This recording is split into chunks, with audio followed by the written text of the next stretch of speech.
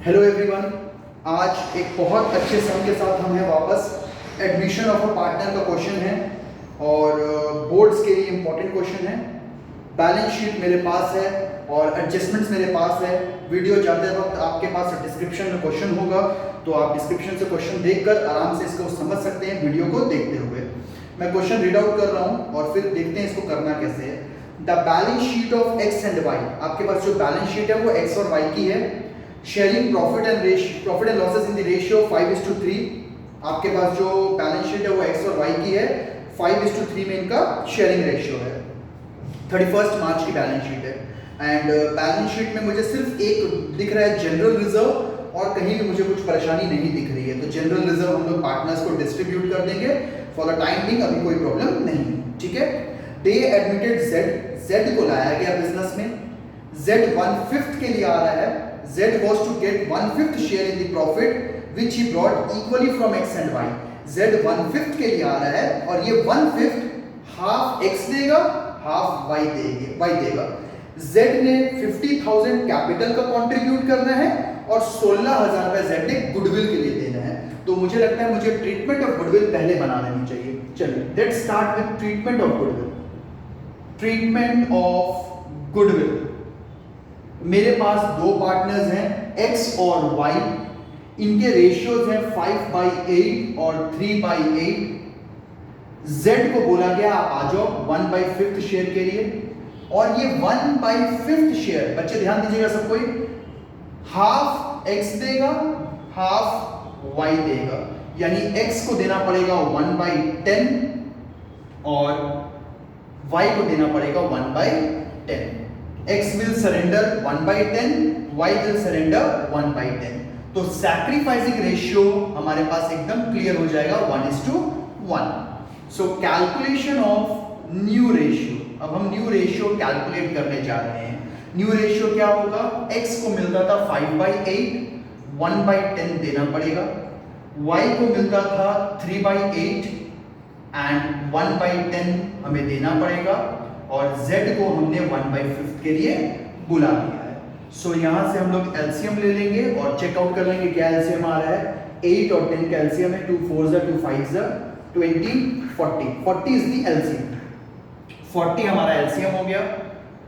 8 5 4 that will be 21/40, पहला आ गया 40 LCM. 8 5 15 4 11/40 और इसे 40 करने के लिए हमें क्या करना होगा? 8/8, दैट मींस 8/40। सो हमारे पास न्यू रेशियो आ गया है। क्या आ गया है new ratio? 21:11:8। Let's revise it first. Treatment of goodwill, x और y 5/8 3/8। z को कहा गया आप 1/5 के लिए आ जाओ। x ने कहा हाफ मैं दूंगा 1/5 का, y ने कहा 1/5 का हाफ हम देंगे। 1/10 x देगा, 1/10 y देगा। सो सैक्रिफाइसिंग रेशियो क्या हो गया? 1:1। न्यू रेशियो हम लोग कैलकुलेट करेंगे, that is this part, old minus sacrifice part. तो हमारे पास न्यू रेशियो अवेलेबल हो गया 21:11:8। अब मुझे ट्रीटमेंट ऑफ गुडविल में जर्नल एंट्री पास करनी होगी। साफ साफ लिखा हुआ है he will contribute 50,000 for capital and 16,000 for goodwill। दो चीज कंट्रीब्यूट करेगा Z, 50,000 रुपया कैपिटल के लिए कंट्रीब्यूट करेगा और बाकी का 16,000 रुपया उसने गुडविल के लिए कंट्रीब्यूट करना है। तो जर्नल एंट्री बहुत ही सिंपल बनने वाली है इसकी, बहुत ज्यादा कुछ इसमें दिक्कत नहीं होने वाली।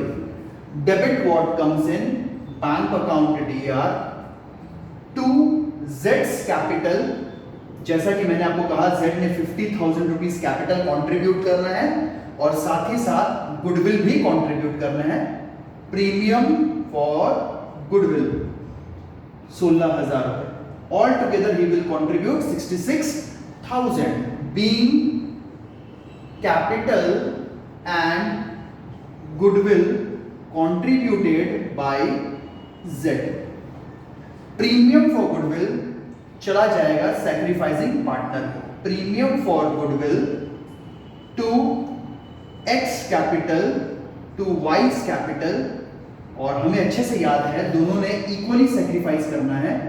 8,000 रुपए एक्स के पास चला जाएगा, 8,000 वाई के अकाउंट पे चला जाएगा। Being goodwill distributed to sacrificing partners in sacrificing ratio. So हमारे पास क्या आ गया, हमारे पास ट्रीटमेंट ऑफ गुडविल बन गई है। अब इस सम का हम जा रहे हैं बनाने revaluation account.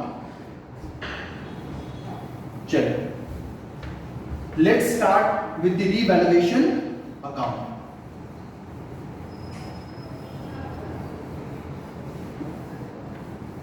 Let's begin with the revaluation account.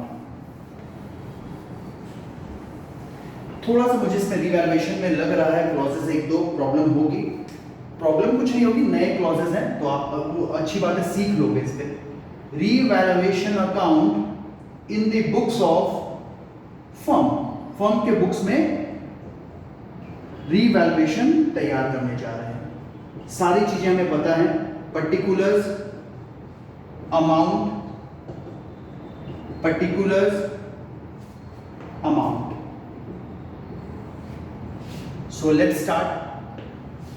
Her class की तरह मैं यहां फिर बता दे रहा हूं, एसेट्स की बढ़ना, लायबिलिटी की कम होना। अच्छी बात है, गुड पोर्शन। एसेट्स कम होगा, लायबिलिटी बढ़ेगी, that is bad portion. Machine to be depreciated by 10%। Machinery का कॉस्ट जो है, वैल्यू जो है वो 10% से गिरेगी। मशीन 30,000 है यानी 3,000 रुपए का ड्रॉप आएगा। बिल्डिंग अप्रिशिएट होगा 20% से। सो बिल्डिंग्स जो है हमारी वो अप्रिशिएट होंगी। बिल्डिंग्स ऑलरेडी दी हुई हैं 50,000, 20% से इसको हम लोग अप्रिशिएट कर देते हैं। 50,000 का 20% यानी कि 10,000 से अप्रिशिएट कर दिया गया। उसके बाद बहुत अच्छी बात एक चीज लिखी हुई है यहाँ पे, there was a liability for repairs to furniture. एक लायबिलिटी है जो फर्नीचर का रिपेयर्स के लिए हमें पे करनी है, तो बहुत आसान है, लायबिलिटी इंक्रीज कर देते हैं। To outstanding bill for repairs, to outstanding bills for repairs, ये हमारा एक नई लायबिलिटी आ गई है 600 की। चलिए ये भी हमने कर लिया। सबसे अच्छी एडजस्टमेंट पढ़ने जा रहा हूं, 4th नंबर एडजस्टमेंट है, stock was valued 25% above cost. जो हमारा स्टॉक यहां दिया हुआ है it is already above by 25%। तो ये तो खराब चीज है, हमको उसको अपने न्यूट्रल वैल्यू पे लाना होगा। सो स्टॉक की वैल्यू हमको कम करनी होगी। सब बच्चे ध्यान दीजिएगा, 35,000 ऑलरेडी स्टॉक दिया हुआ है क्वेश्चन में, विच इज इक्वल टू 125, क्योंकि ऑलरेडी 25% आपने बढ़ाया है उसको, एंड 25% आपको एक्स्ट्रा जो है वो बाहर करना होगा। आई रिपीट, जो क्वेश्चन में स्टॉक आपको दिया हुआ है वो स्टॉक ऑलरेडी 25% बढ़ी हुई है उसकी वैल्यू, मतलब दिस 35,000 इज इक्विवेलेंट टू 125, जिसमें 25% एक्स्ट्रा है वो भी हम बाहर कर देंगे, तो हमारा स्टॉक जो है वो अपने कॉस्ट पे आ जाएगा। 7,000 इस पे एक्स्ट्रा गया हुआ है वो हमने बाहर कर देंगे, तो वो हमारा अपने कॉस्ट पे आ जाएगा वापस। और मुझे यहाँ पे कोई एडजस्टमेंट दिख नहीं रही है, सो यहाँ से देख लेते हैं प्रॉफिट या लॉस। लॉस दिख रहा है बाई लॉस, और दो पार्टनर्स पे ये लॉस जाएगा, पुराने पार्टनर्स में x और y ओल्ड रेशियो पे, x and y old ratio में 5/8 एंड 3/8, 600 का लॉस आएगा। ओल्ड पार्टनर्स को डिस्ट्रीब्यूट कर दिया जाएगा। सो 375 एंड 225। मैं एक बार फटाफट रिपीट कर देता हूं, सारा पूरे क्वेश्चन को रिपीट कर देता हूं। x और y पार्टनर्स थे 5:3 के। बैलेंस शीट में सिर्फ एक जनरल रिजर्व है जिसे हमें पार्टनर्स को बांटना है। z को बुलाया गया था 1/5 के लिए, 1/5 का आधा x देगा आधा y देगा, सैक्रिफाइसिंग हो गया हमारा इक्वल। कैपिटल और गुडविल z ने कंट्रीब्यूट कर दिया था, उसकी जर्नल एंट्रीज बन गई है, और ये अभी रिवैल्यूएशन हमने तैयार कर लिया है। Building appreciate, machine depreciate, outstanding bill एक सामने आया था, और स्टॉक जो कि 35,000 है और 25% अबव है अपने कॉस्ट से, तो उसको हमने क्या किया, उसके एक्चुअल कॉस्ट पे ले आया, जो एक्स्ट्रा मार्जिन थी वो बाहर कर दी है। सो दो स्टेप्स हमारे कंप्लीट हैं, treatment of goodwill and revaluation account. मैं चलता हूं नेक्स्ट स्टेप में, पार्टनर्स कैपिटल, और उम्मीद करूंगा आप लोग बैलेंस शीट खुद से बनाओगे, और कोई भी दिक्कत होगी तो मुझे कमेंट में जरूर बताओगे कि बैलेंस शीट में ये प्रॉब्लम आई है। So let's start with partners capital account. ये सम अपने आप में बहुत कुछ आपको बताएगा, बिकॉज कैपिटल में कभी एडजस्टमेंट है जो मैंने नहीं पढ़ी है, अभी मैं उसको पढ़ूंगा तो आपको वो भी क्लियर हो जाएगी। और डिस्क्रिप्शन में आपके पास क्वेश्चन रहेगा, तो कोई इशू किसी बच्चे को होना नहीं चाहिए। पार्टनर्स कैपिटल अकाउंट, ये सब इस तरह के सारे सम्स आपके बुक्स में हैं, आप यहां से कॉन्सेप्ट लो और आराम से अपनी बुक से सॉल्व करो। Partners capital account in the books of firm, because जितने आप सम सॉल्व करोगे उतना लॉजिक आपका और अच्छा होते जाएगा। 3 पार्टनर्स है X Y Z. X Y Z. Let's start with opening balance, जो कि क्वेश्चन में अवेलेबल है, हमेशा रहेगा, किसी बच्चे को यहाँ पे प्रॉब्लम नहीं होनी चाहिए। By balance brought down 75,000 and 60,000, ये हमने कैपिटल पुट कर दिया। मुझे याद आ रहा है बाई बैंक जेड ने कैपिटल कंट्रीब्यूट किया था 50,000 का, बिल्कुल। बाई प्रीमियम फॉर गुडविल, दोनों सैक्रिफाइसिंग को गुडविल मिला था 88,000 का, एंट्री है हमारे पास। रीवैल से अभी लॉस आया है, अभी तुरंत हमने बनाया है रीवैल्यूएशन लॉस, वो तुरंत हम लोग प्लान कर दे रहे हैं।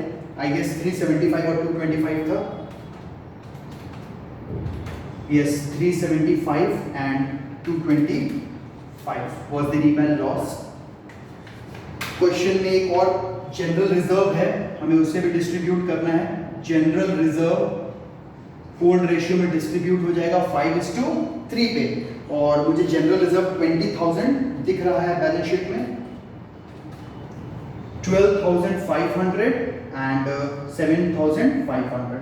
हमने जनरल रिजर्व को भी डिस्ट्रीब्यूट कर दिया है, सो ऑलमोस्ट हमने सारा वर्क तो कर दिया है। अब एक एडजस्टमेंट है जिसे मैं पढ़ने जा रहा हूं, और कैपिटल्स को हम लोग एडजस्ट करेंगे। Capital accounts of the old partner, capital accounts of the old partner will be adjusted in new profit sharing ratio by opening necessary current account। यहाँ पे इस क्लॉज को मैं एकदम आसान से और आपको बहुत सिंपल तरीके से बता रहा हूँ। क्वेश्चन में कहा जा रहा है कि आपको x और y का जो कैपिटल है वो एडजस्ट करना है z के कैपिटल को बेस लेकर न्यू प्रॉफिट शेयरिंग में। तो कैसे करते हैं जरा एक बार ध्यान देते हैं। z's कैपिटल, मुझे याद आ रहा है z को कंट्रीब्यूट करना है 50,000, z's share is 1/5, so 50,000 contribute करना है 1/5 के लिए। दैट मींस टोटल कैपिटल, पूरे फर्म का जो टोटल कैपिटल है वो 2,50,000 हो जाएगा। कहने का मतलब है z को 50,000 लाना है, उसे हम शेयर देंगे 1/5 का, मतलब 50,000 1/5 के लिए। तो for 1 share you have to contribute 2,50,000, यानी कि पूरे फर्म का अगर हम बात करें तो कैपिटल कितना है 2,50,000। इस कैपिटल को हमको न्यू रेशियो में मेंटेन करना है, यानी 21/40, 11/40 एंड 8/40। मुझे याद आ रहा है न्यू रेशियो शायद यही था, हाँ यही था न्यू रेशियो। चलिए सो देख लेते हैं x को कितना कंट्रीब्यूट करना है, y को कितना करना है और z को कितना करना है। 2,50,000 is the total capital and उस हिसाब से x को कंट्रीब्यूट करना है या क्लोजिंग कैपिटल अपना रखना है 131,250, ये x को रखना है। देन y को रखना है 2,50,000 डिवाइडेड बाय 40 इंटू 11, 68,750। मैं एक बार रिपीट करूंगा, सब बच्चों को समझ में आ जाए। एंड हमारे थर्ड पार्टनर जिसको बेस लिया था हमने, उनको 50,000 अपना कैपिटल रखना है। ये कैपिटल्स हमें अभी मेंटेन करने हैं। This is the capital the firm और पार्टनर्स नीड टू मेंटेन। ये वर्किंग नोट नंबर 1। वापस आइए, इस क्वेश्चन में सारा पोस्टिंग किया हमने, ओपनिंग बैलेंस पुट किया, बैंक कितना हम कैपिटल लाए हैं, प्रीमियम फॉर गुडविल कंट्रीब्यूट हो गया, जनरल रिजर्व डिस्ट्रीब्यूट हो गया, रीवैल का लॉस चला गया। फिर क्वेश्चन ने बोला कि आपने z को बेस लेना है और x और y का कैपिटल एडजस्ट करना है न्यू रेशियो के अकॉर्डिंगली। z कैपिटल 50,000 है, his share is 1/5, that means 50,000 आपको कंट्रीब्यूट करना है 1/5 के लिए। सो टोटल कैपिटल क्रॉस करके मल्टीप्लाई करके क्रॉस मल्टीप्लाई करके हमने निकाल दिया 2,50,000। ये हमें न्यू रेशियो में मेंटेन करना है। तो this will be our balance carried down as per जेड्स कैपिटल, टेकिंग जेड्स कैपिटल एज बेस। अब अगर इस अकाउंट में कोई डिफरेंस आ रहा है तो उसको आपको करंट अकाउंट में एडजस्ट करना है। अगर अब कुछ डिफरेंस आ रहा है दैट इज बैलेंसिंग फिगर, अगर अब कोई बैलेंसिंग फिगर आ रही है तो आपको उसको एडजस्ट करना है करंट अकाउंट में। ये क्वेश्चन ने कह दिया कि जो भी बैलेंस आएगा it will be adjusted through current account, partners current account. जरा चेक करते हैं कितना डिफरेंस आ रहा है। 75,000, 8,000, 12,500 एंड -375। इनका कैपिटल कुछ 95 के आसपास आ रहा है और हमें रखना है 131 के आसपास। So the difference is 36,125। It will be credited to capital account. जो भी डिफरेंस आएगा after taking the base of जेड्स कैपिटल, वो डिफरेंस हम लोग को करंट अकाउंट में पुट कर देना है। तो यहाँ पे मैंने सीआर और डीआर में देखा तो ये डिफरेंस आ रहा था सीआर साइड। नेक्स्ट का देखता हूँ 68,7,500 एंड -225। इनका कैपिटल कुछ आ रहा है 75,000 के आसपास और इन्हें मेंटेन करना है 68 के आसपास। तो इनका डेबिट में डिफरेंस आएगा और वो डेबिट में डिफरेंस जो आ रहा है that will be placed to current account, to his current account। ये हमने यहाँ पे डिफरेंस प्लेस कर दिया। और z का तो डिफरेंस आने का मतलब ही नहीं है बिकॉज उसी को बेस हमने लिया है। तो एक बार मैं चेक कर लेता हूँ।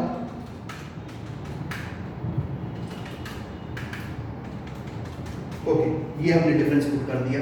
x का भी डिफरेंस हम चेक कर ले रहे हैं एक बार, ताकि बैलेंस शीट में हमें प्रॉब्लम ना हो जब हम बैलेंस शीट ड्रॉ करें तो। यस, ये हमारे डिफरेंस आ रहे हैं। तो जो भी डिफरेंस जिस भी साइड पे आया है रेस्पेक्टिव करंट अकाउंट्स में चला गया। अब इसकी बैलेंस शीट आप ड्रॉ करोगे। करंट अकाउंट का मैं लॉजिक बता दे रहा हूं आपको। Current account appearing in debit side will appear in liability side, और जो करंट अकाउंट आपका क्रेडिट पे है वो एसेट साइड पे जाएगा। मतलब जब आप बैलेंस शीट ड्रॉ करोगे तो लिखोगे वाइज करंट लायबिलिटी में और एक्स करंट अकाउंट आप लिखोगे एसेट्स पे। तो मेरे को बहुत उम्मीद है कि आप इसकी बैलेंस शीट बनाओगे और मुझे कमेंट में बताओगे कि बैलेंस शीट आपकी टैली की है कि नहीं की है, और आप इसको अच्छे से सॉल्व करिए। कोई भी प्रॉब्लम है तो आप मुझे कमेंट में बताइए, मैं उसको भी क्लियर कर दूंगा। So guys please solve it. ये अच्छा सा मैं थैंक्स। नेक्स्ट वीडियो में हम लोग फिर से मिलते हैं।